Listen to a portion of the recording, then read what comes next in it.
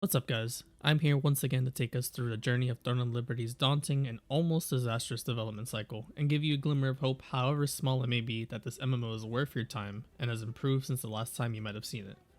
I'm sure many have written this game off due to first impressions, seeing how pay to win this game is perceived as, NCSoft being its developer, Amazon publishing the game, and of course delaying the game from launching in mid-September to now October 1st for New World Beta.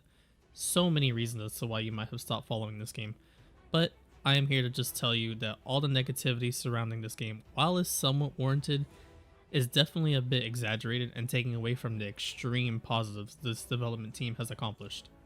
This video will go through Throne of Liberty's entire life cycle just to show you the progress made and how different this game is today from when it first started off as a concept. So of course, please watch the entire video before making a decision, since this game has done a complete turnaround, similar to how Final Fantasy XIV or even Elder Scrolls Online had done in the past, which are now two very successful MMOs to this day, whether or not you like its current state of PvP, PvE, its patch, or expansion.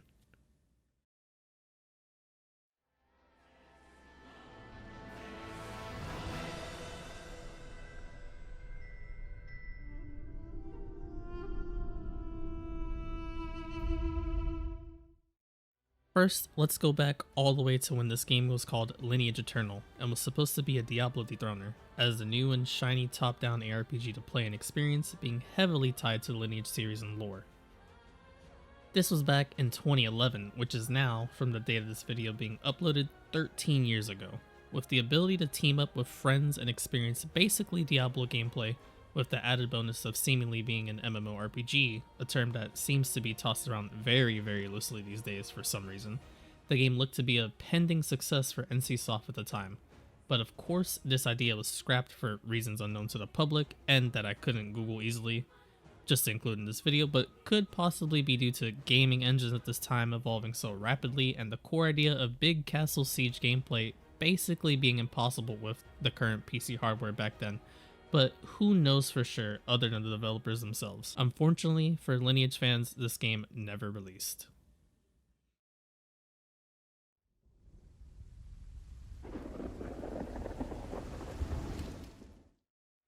In 2017, 6 years into its development lifecycle, Lineage Eternal was changed to Project TL behind the scenes, which still kept its top-down core gameplay, ARPG elements, and the allure of big castle sieges, but rebranded from being the Diablo dethroner to now aiming for Lost Ark's crown as the new top-down MMO sovereign.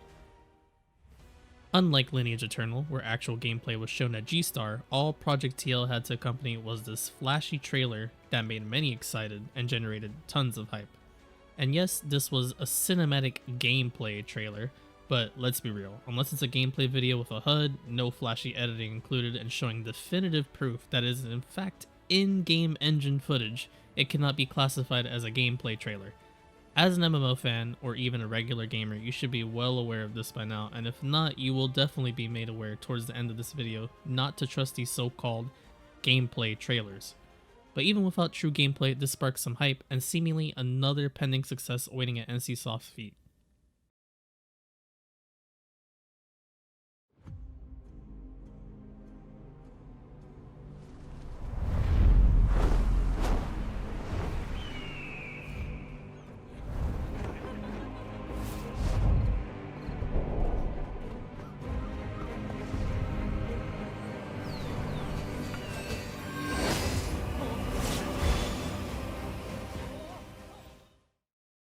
But of course, this wasn't the end to Throne and Liberty's seemingly endless development hell, as the game once again rebranded into something new and which will by far be its worst version to ever exist.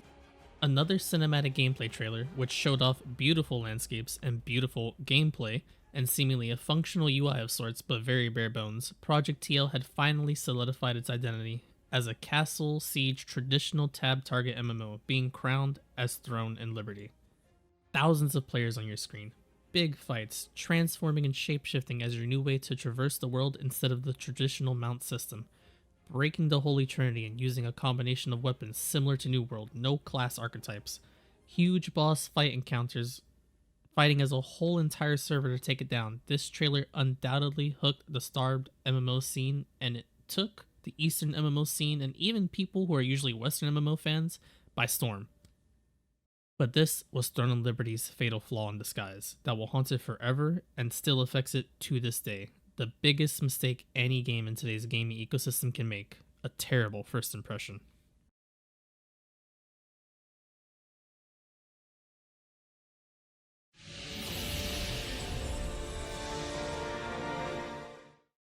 Now, as a disclaimer, if I seem disgusted, disgruntled, or disappointed when talking about this part, I 100% am. Now, when talking about this period of Throne and Liberty's development cycle, this could have set the MMO gaming industry decades back if this practice worked. Of course, what I'm talking about is false advertisement to its highest degree. With the video currently playing having 9.2 million views, and yes, I said million, which is extremely rare for a new IP MMO since Throne and Liberty at this time has completely shed its lineage lore and roots. There were only 2 new IP MMOs within the same decade in the West accomplishing the same numbers, which are Lost Ark and New World, both tied to Amazon funnily enough, whether published or created by them. 9.2 million people were in for the biggest trickery they will ever experience in the gaming world. This PC-intended title with all the bells and whistles was unfortunately a mobile game in disguise. This was NC's attempt at their own social experiment to see if they could sell a mobile game intended for mobile only to the PC market and cash in on a new unknown, which was PC revenue for a game like Dragon Raja or any run-of-the-mill mobile MMO while also still releasing on mobile. Of course, Genshin Impact and all the other similar mobile games existed where they had a PC and mobile version, but at least they were advertised as mobile games with gacha elements and it was clear in plain sight. Now don't get me wrong, if this version of Throne and Liberty was coming to mobile as a mobile MMO for mobile players to experience with the cross-platform capability, being able to play it on PC, it would have undoubtedly been one of the best, if not the best, mobile MMOs to play. But for NC to market this towards PC gamers only as a predominantly PC game was unacceptable, and a tactic that I'm glad failed miserably.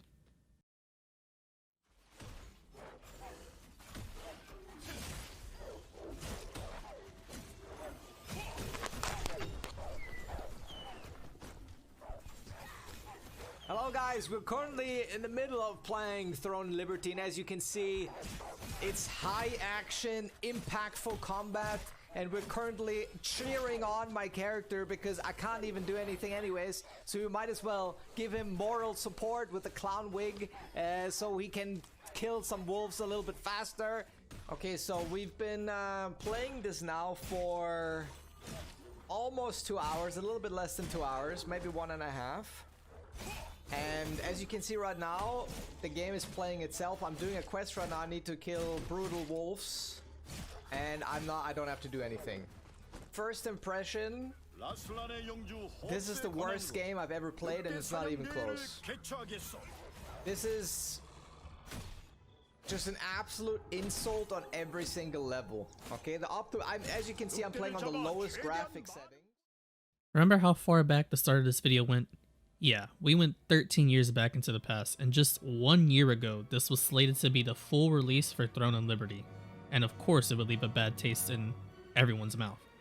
13 years, a massive billion-dollar company, all for a terrible mobile game. Insane, right?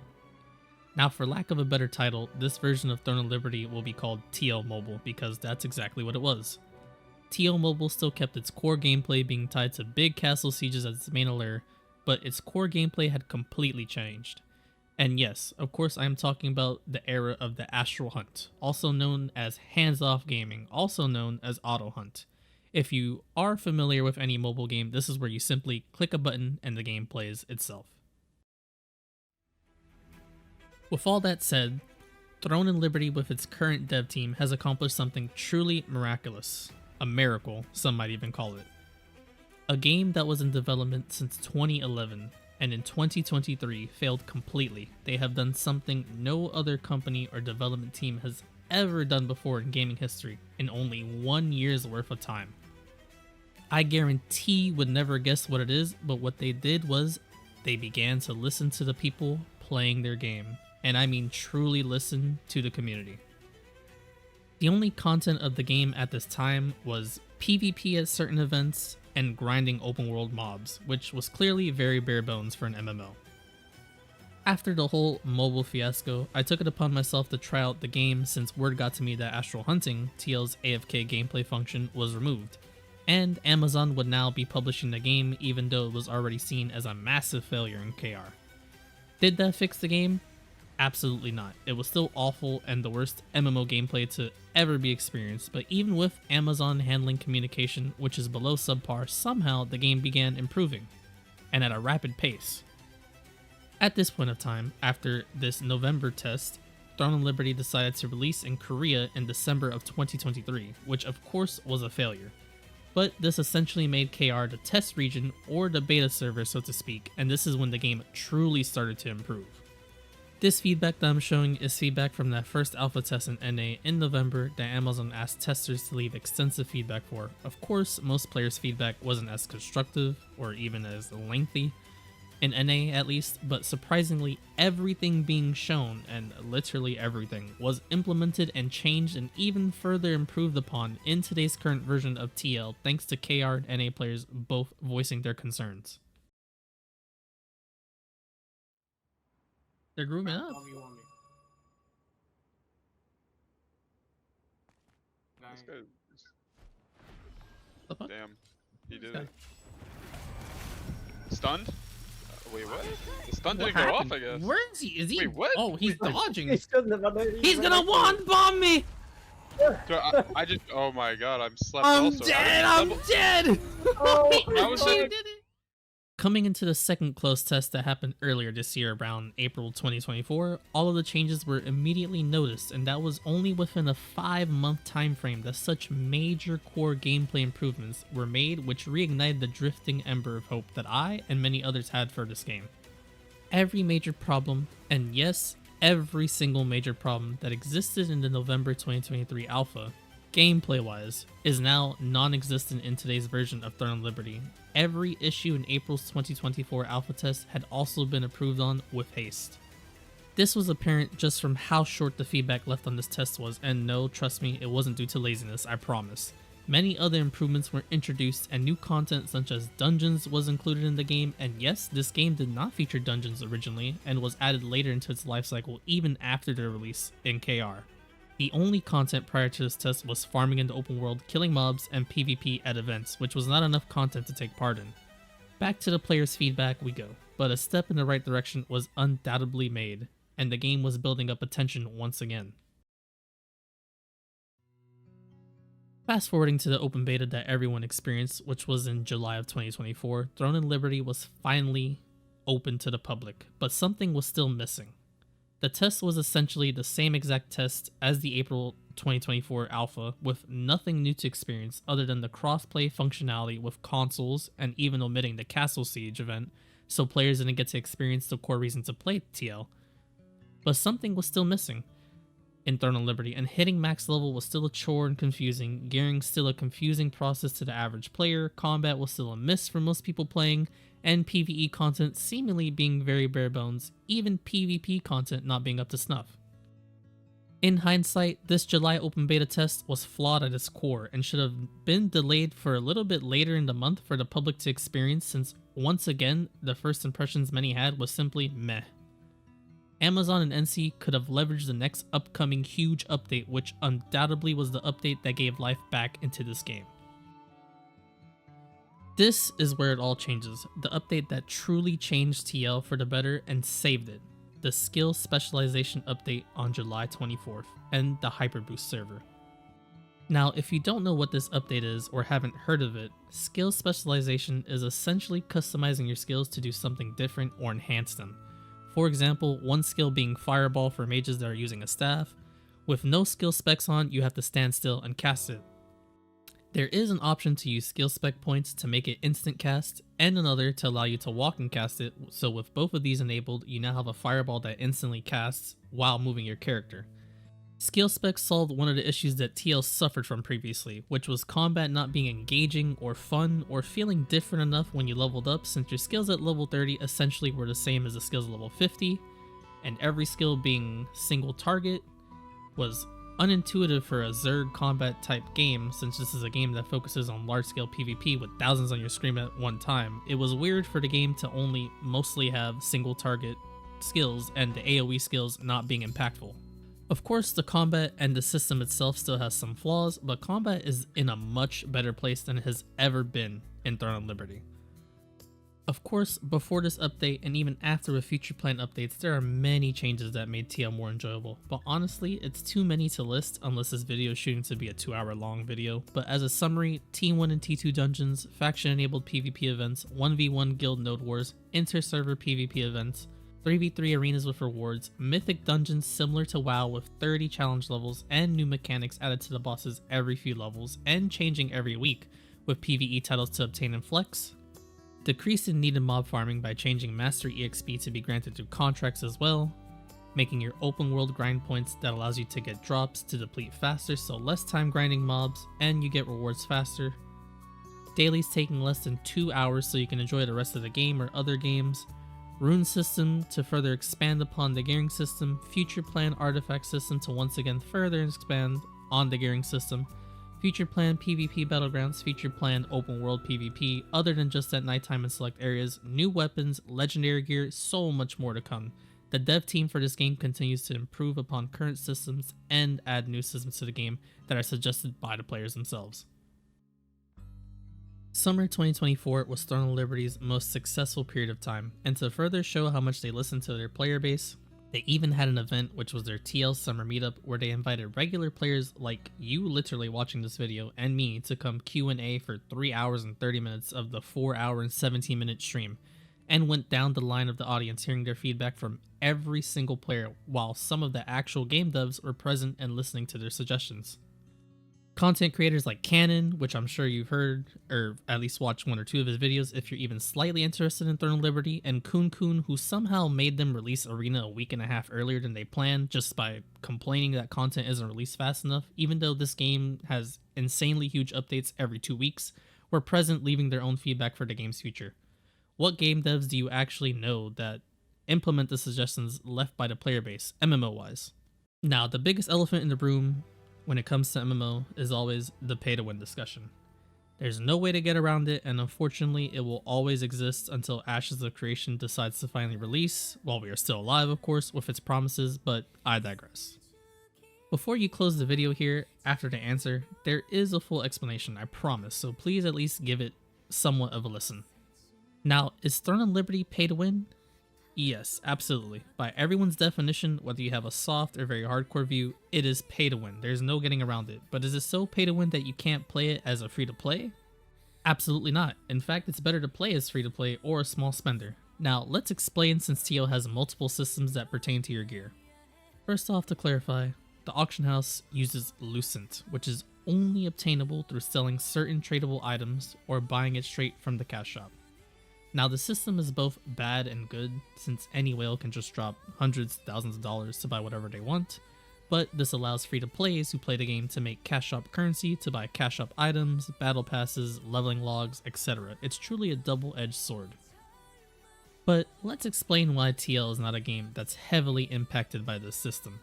As a free-to-play player and the whale, you both have the same access to the same amount of dungeon runs, and open world grind currency called Abyssal contract points, and the same 10 contracts you can run daily, which are the main sources of gear in TL, other than world bosses, and guild bosses and events and such.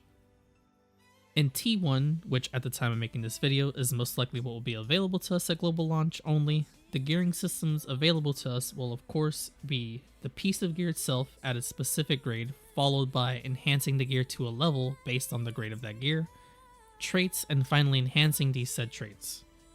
Now, as a spender, you can buy these traits in the auction house to put into your gear, and also enhance the traits as well, and even buy the piece of gear you need if it so happens to be tradable in the auction house. But how can this not be super impactful? Well, it's impossible to buy the growth stones needed to level up the said gear. You can only obtain those from actually playing the game, and there is an end to all of these current T1 systems. There is an end point. It doesn't keep going endlessly. T1 purple gear ends at +9. Traits on a single piece of gear cannot exceed 3, and traits on the purple T1 gear cannot be enhanced more than tier 4 enhancement. So what does this mean? It essentially means that the whales just paid to be at the current endgame faster than you. It's not something you cannot obtain, and also through the game's systems such as adding guaranteed trait unlocks through trait unlock stones, which you get through playing the game, and trait conversion, which is done using trait conversion stones also obtained through playing the game. It's much faster and easier to eventually get to this point, so the gap between free-to-play, small spenders, and whales is relatively small. And the same can be said for skills, since purple marins can be sold in the auction house to level up your skills, but they are also obtained only through playing the game, and skill books are given out pretty generously, so you'll also have maxed out purple skills in a reasonable amount of time. So how do you earn Lucent as a free-to-play? You sell these purple marins and good sought-after gear, or good traits in the auction house, and also recently added to the game, food, since cooking is a life skill which food provides small buffs, and it'll be popular to buy, so there are avenues you can take as a pure free-to-play to earn Lucent at a good rate. Now the only way this game can have unacceptable pay-to-win is of course if Amazon messes up and includes substance transformation in T1 release. Now currently it's data mined by a bunch of people that supposedly substance transformations is going to be there on release, but nobody knows for sure until Amazon releases an article, and at the time of this video that I'm making this, I haven't seen an article talking about it. They just said they will elaborate further later. But what this system basically is, it's a gambling system where you add unwanted items and gear into your bag to accumulate more points for a better rate at hitting purple gear for a certain Solent cost, and you can endlessly do this over and over. This is the big Solent sink at endgame, and it's paired with Trait Resonance, which basically adds an extra trait to your gear.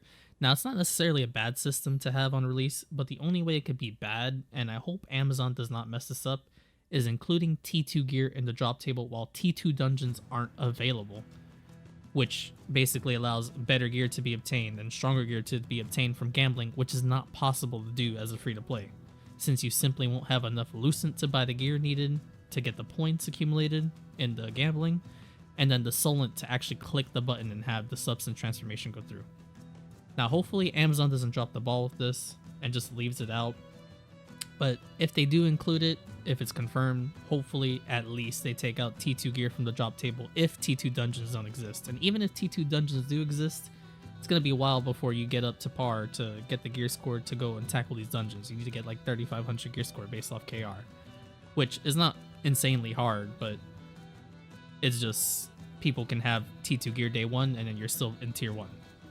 Now don't get me wrong, TL is not perfect by any means. Pay to win future concerns due to Amazon publishing in general, better arena PvP rewards needed, Amazon's track record of lack of communication, the combat is still a topic of discussion and how to make it better, time to kill is still being discussed and looked upon.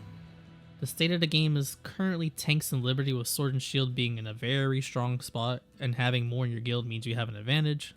CC is still very strong, and certain weapon combos are just not performing well on large scale at all, and some are just overperforming by leaps and bounds.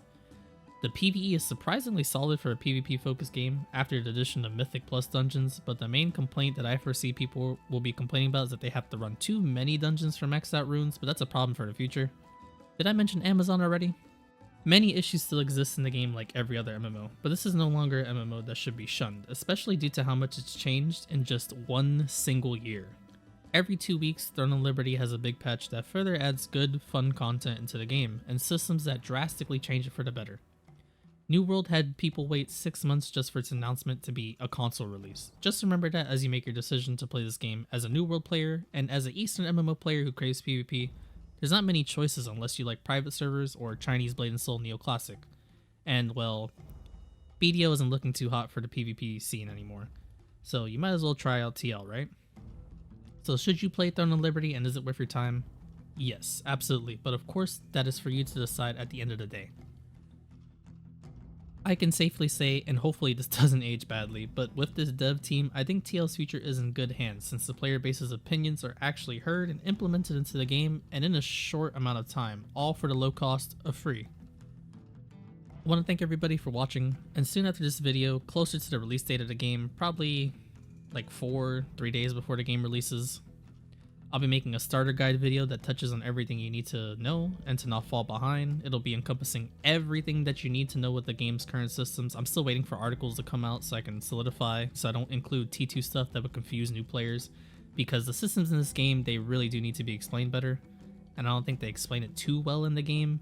They do a decent job, but if you're not like an academic, you're just it's just too much information. So I'll be making like a TLDR guide that summarizes everything that you would need to keep up to speed with everybody else, like all the KR players and everything. I'm mostly waiting to update it to see what version we're also getting for the leveling, since as of recent it's been reverted back to the codex farm where you need to do main quests and codex, but maybe Amazon has a last minute change where they make it like Hyper Boost where you only need to do main quests, but we will see.